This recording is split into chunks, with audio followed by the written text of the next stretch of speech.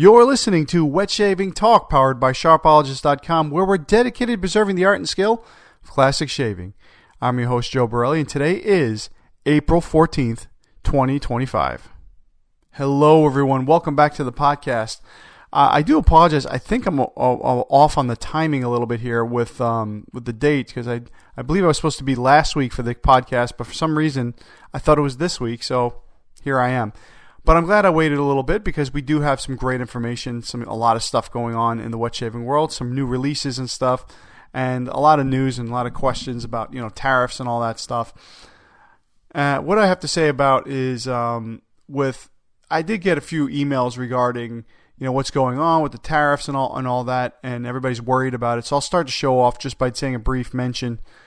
I don't really know much about it, guys. I know it changes every day, it's been seeing, but what has been consistent is that most personal goods under $800 will not be affected. So example, if you're purchasing a razor that's valued at $200 from another country, you probably won't have to be part of the tariff, from what I've seen in certain situations. So I wouldn't worry so much about it yet until you start seeing some of the vendors say, hey, we're not going to ship to this country or ship to that country.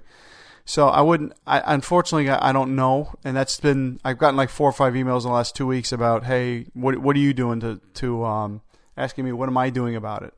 Well, I'm not doing much right now. I mean, I'm still looking at stuff online. I haven't seen much go up and down in price, except for a few vendors here and there, and I haven't really been affected by it. So I'd say until now, keep everything the same until we see.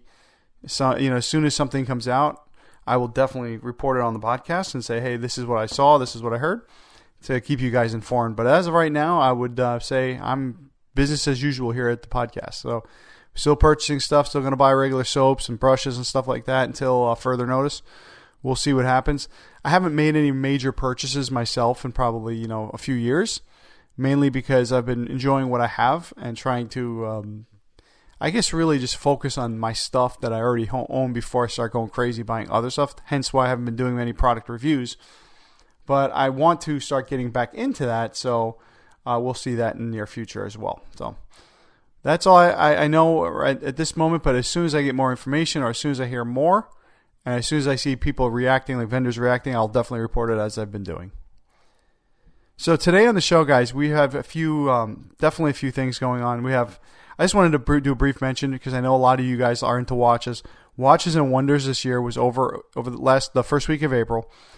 That's an annual event where it's done in Switzerland, where all of the major companies release their new stuff, and it's very popular. It's very big in the watch world, right? And again, I know a lot of us here at the podcast also collect watches or into watches and, pens and all that stuff. So whenever I see something like that, I'll mention it. But Watches and Wonders was incredible. I thought that it was great. I didn't go to it, of course. It's in Switzerland. But I did watch it on YouTube. I watched a bunch of YouTubers talk about it, a bunch of reporting, and I thought it was really, really interesting. Some great releases, some epic stuff. Rolex came out with a new concept, which they haven't done in over 30 years. I think 30 or 40 years they haven't come out with something new like this, so it was really cool.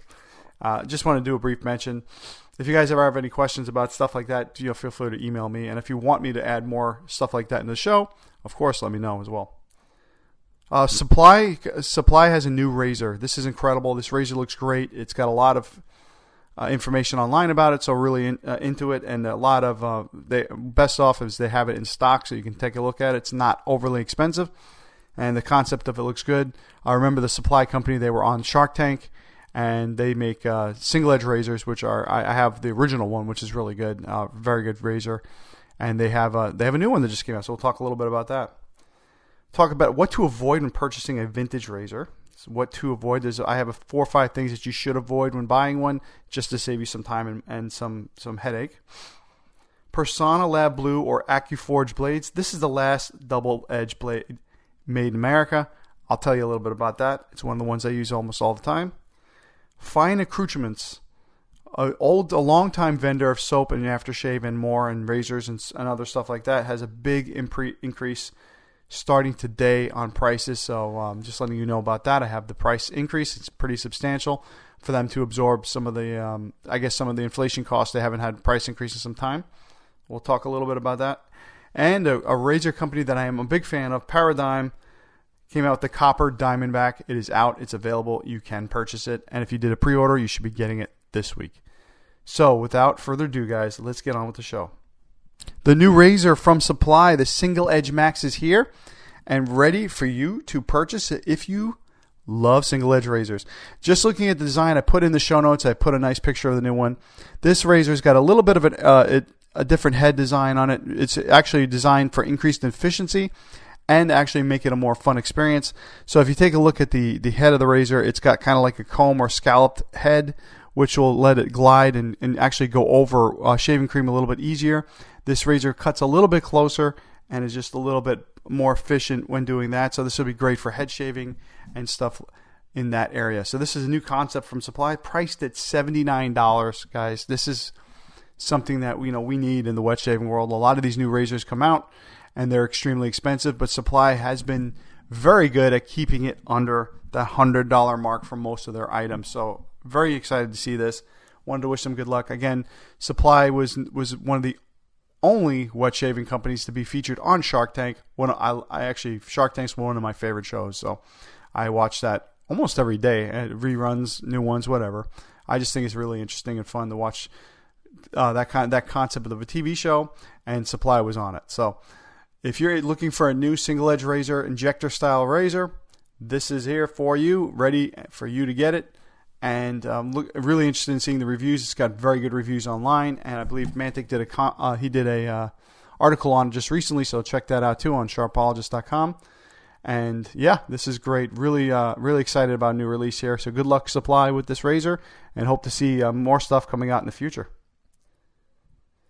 So what to avoid when purchasing a vintage razor? This is something that I learned the hard way. As you guys know, if you've been listening to the show for a few years or know me in general, I like to do things for a while there, I did things my own way, right, in wet shaving. I said I can buy this. I said, oh, no problem, I'll buy stuff on eBay. I'll restore it myself. I'm a very much, do-it-yourself type of person. I love to learn about things, and I usually, honestly, break a lot of stuff, too, when I do it. So if you think about it, learning the hard way is also not very smart, I don't think, but also a way to learn how not to do it and how to do it, I guess, long term. So this is what I've learned to avoid when purchasing a vintage razor. Number one, any sort of rust possible. If there's rust, there's a good chance it's going to cost you a lot of money to get it fixed, or time, or it won't be shave worthy. This is with straight razors and safety razors. If you see rust on anything that you purchase, and you can say, oh, I can get rid of the pitting and all that. Yes, you can clean it up. But example, if you get an old vintage Gillette razor that's got rust on the doors, right? You can sand it off and everything. You're not going to get it 100% back. You'll get it to where you take the top layer off, it'll be brassed, and it will not work out too well. Trust me, I've been there. I took apart a vintage Gillette razor that had rust on it. I've never been able to get it right. Yeah, you can send it out to somebody else, but unless it's something that's got some real value, there's really no point in doing that, because it's just going to cost you more than what it's worth to fix it than it is to buy one that's already fully restored. So avoid rust at all costs. Cracks in the blade or chips in the blade with a straight razor. Yes, there's guys out there, I know, they can hone it out, do that. It is so much work and not worth it, and you lose a lot of the razor's look and function, because if it's too deep, if you see a crack in the blade, it will never get right. I have a razor, I have a Philharmonic that was given to me that has a crack in the blade that I tried to hone it out, and a crack goes pretty decent crack in it, and you can't even see it's a hairline crack, and I cannot get that thing to shave. It snags on the crack, right? Even though it's sharp,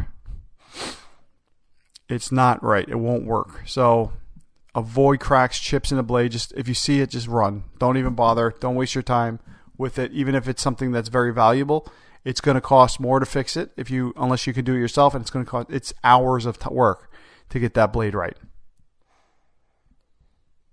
A lot of people will disagree with me on this one, but I don't care. I'm going to tell you how it is. brassing of a razor. If you see a razor with the brasses showing and it's not a brass razor, I would stay away from it. Example, vintage Gillette razors have a thin coat of metal over the brass because most of the components are made out of brass, right? If you see the doors on it or the handle on it and it's all brassed out and you see it looking like yellowish color, I would stay away from that because that razor, well, it will perform fine, unless you get it for like free. I don't know if I would hold on to it because it is going to not work right. It's never going to look right. It's never going to be right. It will function. It will function normally, right? But eventually it will start getting, break down. It's just not going to be an aesthetic razor to keep. So unless you plan on getting it replated by Razor Emporium or something like that, and unless it has like, some real actual meaning to you, I would hold off on doing that unless you got it for free. You just want to use it and mess around with it. If it's like a razor, like a toggle where the gold plating came off of it, expect to pay about $100 to $200 to get that plating back. So I think that razor would work. Bottom dials, those razors that show $300, $400, $500 plus values when they're restored, definitely want to hold on to it and do that. But if it's something in the line of, it's like a regular Gillette Slim or something like that, I wouldn't even bother with it. But I would stay away from it unless it was like something that was given to you or something that had some nostalgia to you, some real meaning.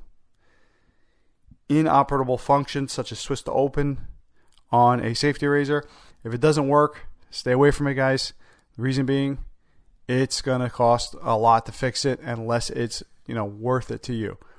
Again, you could get a used razor online, right? Old razor, vintage razor, for a good price.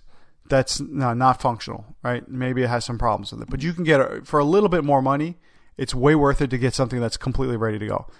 I'm talking about if you want a Gillette Fat Boy and you purchase one for $50 that's not restored, beat up, needs to be cleaned up and all that stuff online, right? But you can get one that says restored or whatever like that, cleaned up, went to Razor Emporium or those services with the card on it for $120, $100. Buy the better one because you will not have to worry about it. It's 100% ready. It's going to look great. And in general, it's going to cost you more than $50 or $60 to send it out and get it fixed and the time and everything like that. So, again, if it's in any inoperable functions, stay away from it. Bent or missing pieces would be the next one. That's number 5. If you have anything broken, if it's bent, especially the guard on it, yes, it can be fixed, but that could lead to something else. It was probably dropped many times. It might need to be realigned. Again, it's going to have to go out and get fixed. I would stay away if you can with anything bent, missing guards, anything that needs parts. Because remember, it's not like these parts are readily available. They're not being made anymore. Although Razor Emporium is making parts now, some parts here for them. Like they actually produce parts for those razors that are aftermarket, I guess you would say, that you can purchase that will work. And that's a recent addition, but still a lot of this stuff, it's not available. And finally, the number one thing with straight razors to avoid is excessive hone wear on them. If the razor's been honed a million times and you could see that it's shiny on the spine of it and the bevel on the blade is very noticeably big, like it's like a quarter, I guess it would be like a 16th of an inch or something like that. You can actually see the shininess.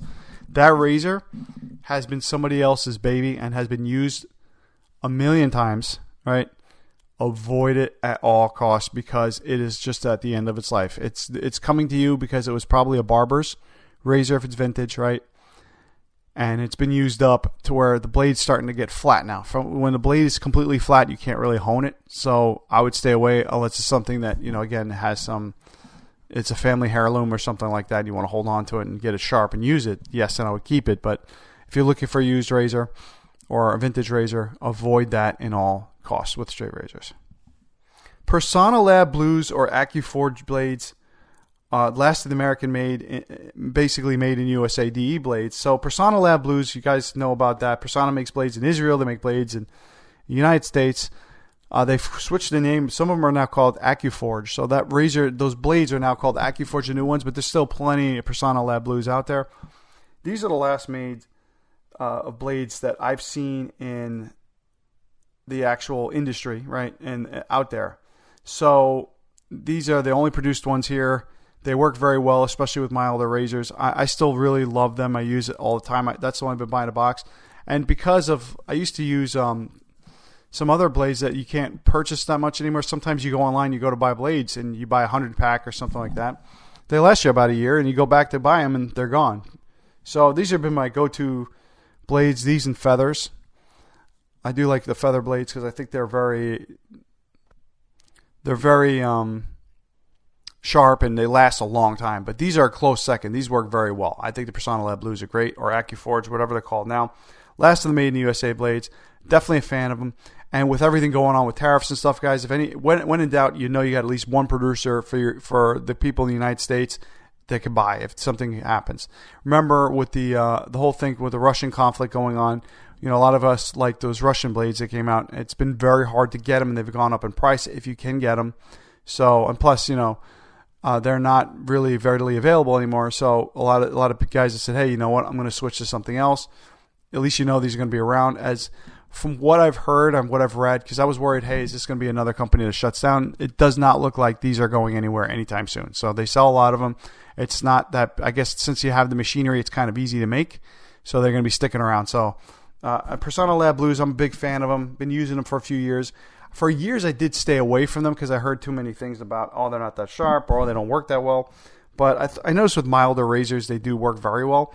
Again, if it's an aggressive razor, I tend to go with like a feather blade. I think those are really good. Those are Japanese blades. Those tend to be the sharpest blades I've used. But the Personna Lab Blues are good all around everyday blade that are good at, you know, available at a good price. So those are the ones. That's one of my favorite blades. I haven't talked about them in a while, so I wanted to also let you guys know about the name change, which recently happened, I think, within the last 6 months to a year. So if you start seeing anything called Accuforge, it's just the same ones, just under a new name. Now, fine accoutrements with the big price increase. Yes, this was something that was throwing off a lot of people online. A lot of controversy on this, but I understand where they're coming from. So, coming right from their website here, after a comprehensive review of our business practices and to address our long-standing struggles with out-of-stock products, Fine Accoutrements will introduce across-the-board price increases effective next Monday, April 14th. See the table for exact changes. So aftershaves are going from $24 to $34. Shaving soaps, again, $10. You've got spray, you know, you have colognes going up from $34 to $48. Their DE5 razor, the razor they came out with, is going from $50 to $74. Their brushes, $30 to $45. Lather bowls, $25 to $45. And stands are going from $30 to $50. So large increase by a well-known artisan. What does this mean for our industry? Will others follow? And should we stock up now? Well, I say I think they're going to be around. If they're doing a price increase like that, I think they're going to be around. I think the price increase is extensive because $10 on that, that's over 30% price increase. So again, these are good quality soaps. I've had Fine Accoutrements for years. I've used them many times. The American Blend is one of my favorite scents, although very aggressive. It's a very good scent. And you know what? We're going to have to move with the times here. I understand they got to take a price increase. They probably haven't because at $25, it sounds like a price that they've had for quite some time. So, you know, we support them. So hopefully this works out for them. I know if I know these artisans, if they didn't have to raise their prices, trust me, they wouldn't. This is and it should have been probably done months ago for this company because usually these artisans hold off as much as they possibly can because they don't want to lose the client base that they have. And a price increase like this can do that. So I guess to say in short, let's hope for the best with this one. My thoughts are, hey, the industry is going to change. You have inflation. You have all this other stuff going on. Prices are going to go up. But also when inflation comes down and all that other stuff comes down, prices tend to come down too. So hopefully operating costs and stuff, eventually we'll see some price decreases in anything in the world. And that will, I'm sure, will come through with wet shaving as well. Now, with all this stuff going on, we've seen long-standing companies like Mitchell's Wolfpack go out of business, Williams Soaps go out of business. So a lot of companies have been shutting down because of that. This one's saying, hey, I'm going to survive by raising my price, make it more profitable for me so I can be in business, and I'll still offer you guys the better in-stock position. I'll be here for you. We're not going anywhere. So that's kind of what I see from that. So good luck, Fine Accoutrements. We hope that you still have your customer base and you're not affected by anything else, and you're still going to be with us for some years now because you do make some great stuff. And finally, I told you guys it was a big show today, a lot going on. The Paradigm Copper Diamondback. Now, Paradigm is a company based out of Texas, made by an ex-NASA engineer or space and industry engineer. He does CNC machined American razors using special metals such as titanium, stainless steel, and now copper.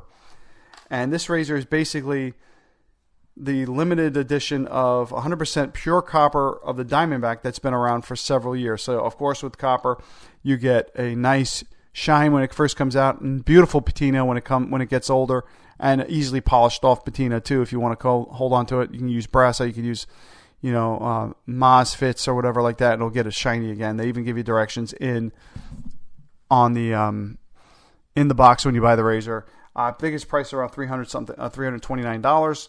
So Paradigm does have some expensive stuff, but they're more on the high-end razor. And I can tell you, I own the T2, the titanium razor they made about, say now, it's coming up 10 years.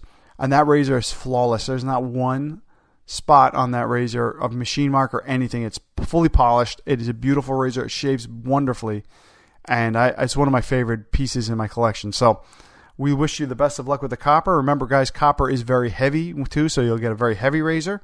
But I think copper is beautiful. I also love bronze razors too. If I can get one in the near future, I probably would sell a couple of my pieces to get like a Wolfman bronze WR1 or something like that. So I think this is a great razor. It's beautiful online. I think everybody's going to really enjoy it. And remember, most of their releases are limited, so if you're looking to get it, it's available now.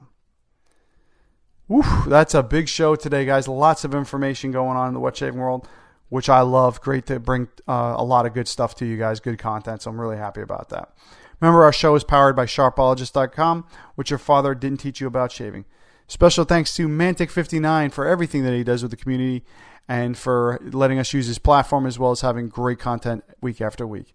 Most of all, guys, I want to thank you guys, the listeners. Without you, there'd be no podcast, and yeah, quite frankly, it would be just me talking to myself. No, I'm just kidding. So don't forget to check out my blog, shavestraightandsafe.com. And of course, feel free to contact me at any time at joe.wetshavingnews@gmail.com. Remember, don't forget to check out my book, The Modern Guide to Straight Razor Shaving, available at Amazon, Barnes & Noble, and Pasteur's Pharmacy in New York. If you're a vendor, want to be featured on the show, if you got something going on, send me an email at your earliest convenience. Our next show will be on the 28th of April. Until then, shave straight and shave safe. Bye-bye now.